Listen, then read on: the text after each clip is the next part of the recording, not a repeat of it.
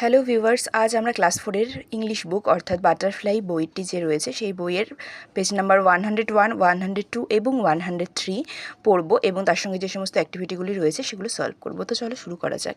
দেখো, এই পর্যন্ত কিন্তু আমরা এর আগের ভিডিওতে দেখে নিয়েছি, তো তোমরা প্লে লিস্টে গিয়ে সেই ভিডিও থেকে এটা দেখে নেবে। কি বলেছে এখানে দেখো, লেটস কন্টিনিউ। ওয়ান নাইট, এক রাতে, মহসিন ওয়াজ স্লিপিং, মহসিন ঘুমাচ্ছিল।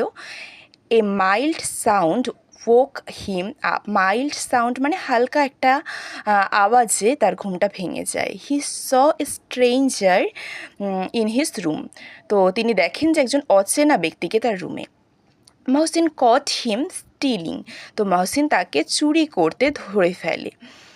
হি আস্কড হিম, তিনি তাকে জিজ্ঞেস করে, why do you need to steal? কেন তুমি চুরি করছো? Can you not lead an honest life? তুমি কি একটা অনেস্ট লাইফ লিড করতে পারো না? সৎ জীবন কি তুমি একটা লিড করতে পারো না? দ্য স্ট্রেঞ্জার রিপ্লাইড, অচেনা ব্যক্তিটি উত্তর দেয়, আই হ্যাভ নো ওয়ার্ক, আমার কাছে কোনো কাজ নেই। There is no food in my house, আমার বাড়িতে কোনো খাবার নেই। মাই চিলড্রেন আর ক্রাইং, আমার বাচ্চারা কাঁদছে। I still to find food for them, তাই আমি তাদের জন্য, তাদের খাবারের জন্য চুরি করতে বেরিয়েছি, খাবারের খোঁজে চুরি করতে বেরিয়েছি। প্লিজ ফরগিভ মি, প্লিজ আমাকে ছেড়ে দাও, ক্ষমা করে দাও। He broke down in tears, সে কাঁদতে থাকে আর কি, কাঁদতে কাঁদতে সে ভেঙে পড়ে। Mohsin felt sad for the man, তো মহসিন সেই মানুষটির জন্য খুবই দুঃখিত হয়, দুঃখ অনুভব করে। He went to his house, সে তার বাড়িতে ফিরে আসে আর কি। He saw that the man, মানে সে চোরের সাথে চোরের বাড়িতে যায় আর কি। হি স দ্যাট, সে দেখে যে the man had told him the truth, যে মানুষটি সত্যিই বলেছে, সত্যিই তার বাড়িতে খাবার নেই, তার শিশুরা কাঁদছে। He gave him money to start A business, তারপর মহসিন সেই চোর ব্যক্তিটিকে কিছু টাকা দেয় একটা ব্যবসা শুরু করার জন্য। এরপর আমরা পরের পৃষ্ঠায় চলে যাব। দেখো 102-তে কী আছে, হি promise to give him more money letter if needed. তারপর মহসিন তাকে প্রমিস করে, তাকে কথা দেয় যে যদি দরকার হয় আমি তোমাকে আরও টাকা দেবো, এমনটা বলে। Mohsin dedicated his life in স্প্রিডিং education among the Muslims. Mohsin তার জীবনটি তার জীবনের আর কি মুসলিমদের মধ্যে শিক্ষার প্রসারের জন্য, ঠিক আছে, তিনি তার জীবনের অনেকটা সময় অতিবাহিত করেছিলেন বা তিনি অনেক কাজ করেছিলেন মুসলিমদের মধ্যে শিক্ষার প্রসারের জন্য। The income of his property was spent in charity, তিনি যেটা টাকাটা আয় করতেন বা তার সম্পত্তির বেশিরভাগ অংশটাই তিনি দান করতেন। দ্য পুয়ার লুকড আপন হিম অ্যাজ দেয়ার সেভিয়ার, ঠিক আছে, দরিদ্র ব্যক্তিদেরকে তিনি বাঁচাতেন আর কি। Hooghly Mohsin college is named after him, হুগলিতে যে মহসিন কলেজ আছে সেটা কিন্তু তারই নামে। মহসিন পাস্ট অ্যাওয়ে ইন 1812, 1812 সালে মহসিন মারা যান।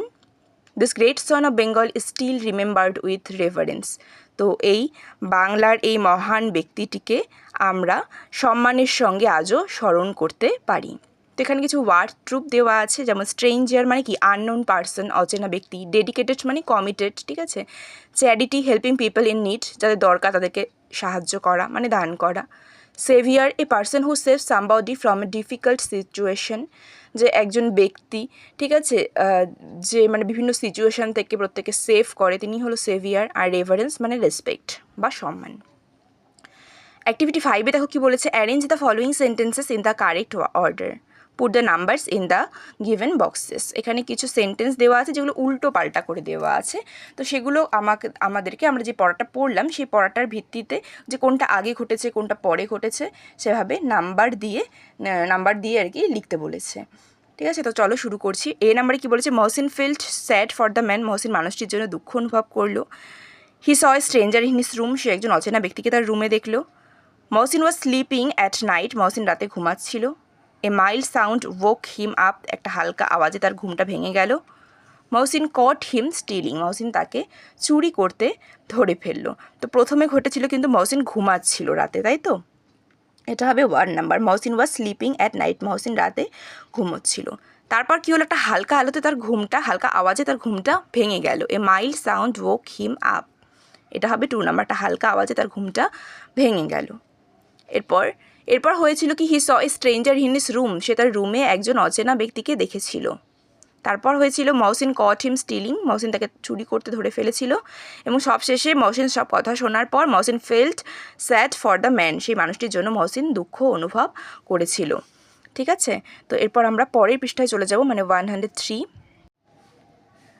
তো পেজ নাম্বার 103-তে দেখো কী বলেছে, activity 6, answer the following question. এই প্রশ্নগুলির উত্তর দিতে বলেছে। Why did Mohsin feel sad for the man, Mohsin কেন মানুষটির জন্য দুঃখ অনুভব করেছিল।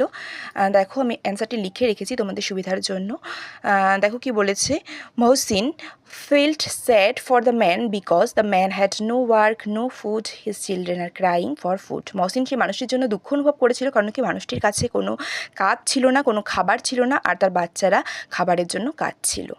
বি নাম্বারে দেখো কি বলেছে, what did Mohsin give the thief, Mohsin চোরকে কী দিয়েছিল, চোরকে কিছু টাকা দিয়েছিল, তাই তো। Mohsin gave money to the thief, ঠিক আছে, মহসিন চোরকে কিছু টাকা দিয়েছিল। সি নাম্বার দেখো কী বলেছে, what did Mohsin dedicated his life to, Mohsin তার জীবনটা আর কি কিসের জন্য অতি ডেডিকেটেড ছিলেন, কি তার জীবনে তিনি কিসের জন্য ডেডিকেটেড ছিলেন। দেখো এটা দেখবে এখানে লেখাই আছে, Mohsin dedicated his life in spreading education among the Muslims, মুসলিমদের মধ্যে শিক্ষাটাকে ছড়িয়ে দেওয়ার জন্য কিন্তু তিনি ডেডিকেটেড ছিলেন। এটা হবে সি নাম্বারের অ্যান্সার। তো এরপর আমরা পরের আবার সেই প্রশ্নের জায়গায় চলে যাচ্ছি। ডি নাম্বারে কী বলেছে দেখো, when did Mohsin die, Mohsin কবে মারা গিয়েছিলেন। দেখো এই অ্যান্সারটিও এখানে আছে হুবহু, মহসিন পাস্ট অ্যাওয়ে ইন 1812, ঠিক আছে, এটা হবে ডি নাম্বারের অ্যান্সার। তো এটা তোমরা এই দুটো তোমরা বুক থেকেই দেখে নেবে। তো এরপর আমরা আবার আগের উত্তরের জায়গায় চলে যাব। দেখো অ্যাক্টিভিটি 7-এর এ, তাই তো। অ্যাক্টিভিটি 7-এর এতে কি বলা আছে, অ্যাক্টিভিটি 7-এর এতে বলা আছে, read the following passage carefully, identify the proper noun, ঠিক আছে, identify the proper noun, pronoun and qualifying adjective and place them in suitable boxes. প্রথমে আমরা পড়াটি পড়ে নিই। লাস্ট উইন্টার বৃষ্টি and Tupai went to Birbhum with their parents, গত শীতে বৃষ্টি এবং টুপাই, বৃষ্টি একটা মেয়ের নাম, তো ওরা গিয়েছিল হচ্ছে বীরভূমে গিয়েছিল তার বাবা মার সঙ্গে। Uncle Arup a close friend of Tupai's father, টুপাইয়ের বাবার ভালো একজন বন্ধু আঙ্কেল অরূপ, তো live there with his family, তার ফ্যামিলি নিয়ে সেখানে থাকে।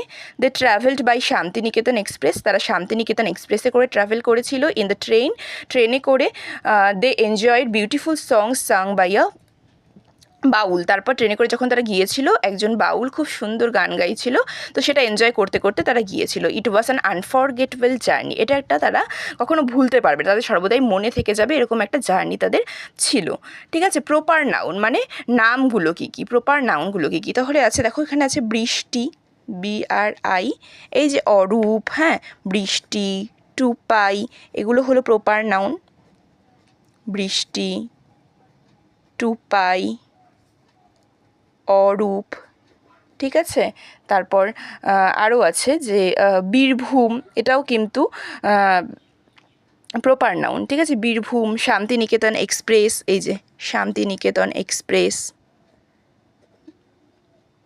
Birbhum, Santiniketan express,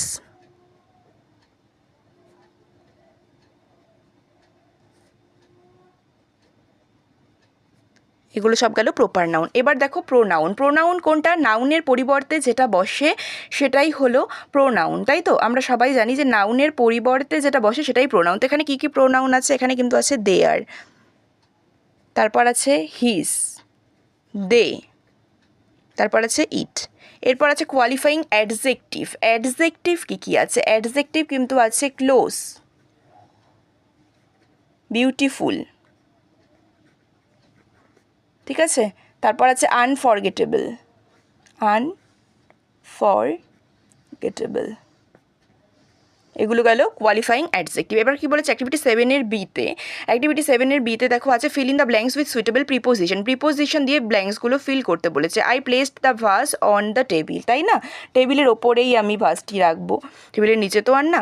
I sat dash my desk to do the work, কী হবে বিসাইড, হ্যাঁ, আই স্যাট বিসাইড, বিসাইড মানে পাশে। এরপর দেখো সি নাম্বার কী হবে, the cat ran dash the road, কী হবে অ্যাক্রস দ্য রোড,